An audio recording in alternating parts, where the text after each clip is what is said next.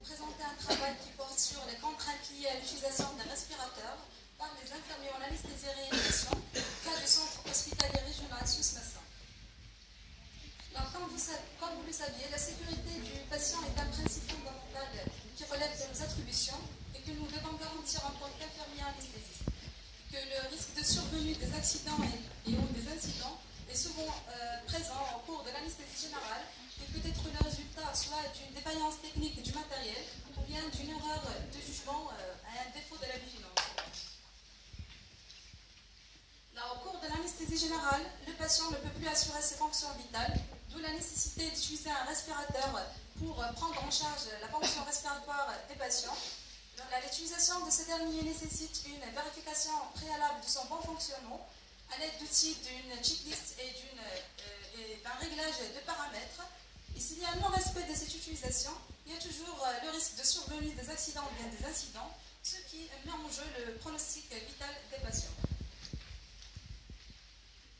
Alors là, parmi les éléments qui peuvent mettre en jeu la sécurité ou bien qui peuvent mettre en danger la sécurité des patients, il y a la non-vérification des respirateurs, la standardisation des paramètres de base, le déclenchement des alarmes inexplicables et le manque de circuits adaptés. Donc, pour décrire et pour évaluer les contraintes liées à l'utilisation des respirateurs, nous avons mené une étude exploratoire descriptive du premier niveau de type quantitative.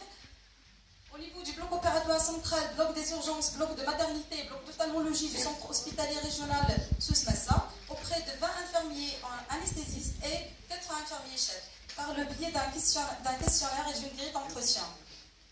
Parmi les principaux résultats de cette étude, côté formation, nous avons trouvé que seulement 11% des infirmiers anesthésistes qui bénéficient d'une formation continue et que 82% des infirmiers ont des difficultés d'utilisation des nouveaux respirateurs, alors que seulement 47% des infirmiers qui reçoivent une démonstration d'utilisation de ces nouveaux respirateurs. Là, on peut présumer que la formation continue fait défaut, surtout pour l'utilisation des nouveaux respirateurs.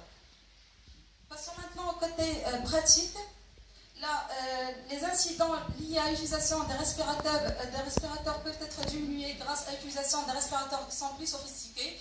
Par contre, notre étude montre que 58% des infirmiers anesthésistes trouvent la complexité des respirateurs et la diversité des nouvelles générations des respirateurs comme une difficulté rencontrée et une source d'erreur. Donc, ceci pour les infirmiers anesthésistes est lié au manque de la formation continue.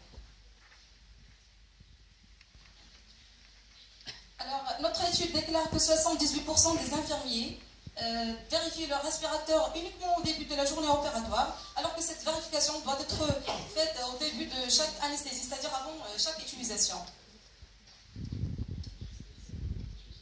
Alors, la vérification du respirateur par une checklist adaptée au type du respirateur est très importante, alors que notre étude montre que seulement 23% des infirmiers anesthésistes qui adoptent cette méthode de la checklist et que la majorité utilise uniquement l'autotest.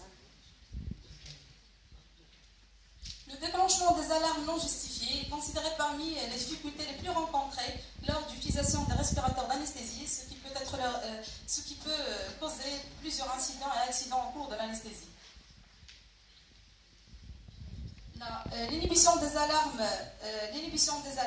est de l'ordre de 23% des solutions face aux problèmes rencontrés par les infirmiers anesthésistes. Et ça peut augmenter le risque de survenue des incidents anesthésiques au cours de toute anesthésie. Passons maintenant au côté transmission des informations. Comme vous le saviez, la majorité des erreurs sont dues à un défaut de la communication, et ce qui est confirmé par notre étude, car nous avons trouvé que seulement 64% des infirmiers qui transmettent les informations oralement dans la majorité des cas, et qu'un seul infirmier anesthésiste qui utilise le cahier de consigne. Pour l'entretien périodique des respirateurs, là nous avons constaté une contradiction de ce que les infirmiers anesthésistes et les infirmiers chefs ont déclaré, parce que 76% des infirmiers déclarent que les respirateurs bénéficient d'un entretien périodique, alors que tous les infirmiers chefs déclarent que les respirateurs bénéficient d'un entretien périodique chaque 3 mois. La totalité des infirmiers anesthésistes déclarent une absence de nettoyage des respirateurs et stérilisation des circuits d'anesthésie, alors que les infirmiers-chefs déclarent que les anesthésistes ne demandent pas la stérilisation des circuits anesthésistes. Pourtant, l'infirmier anesthésiste doit participer à l'élaboration de procédures de décontamination et de stérilisation des circuits d'anesthésie. Donc, j'aimerais bien terminer la présentation en parlant des implications de l'étude dans les champs de la discipline infirmière.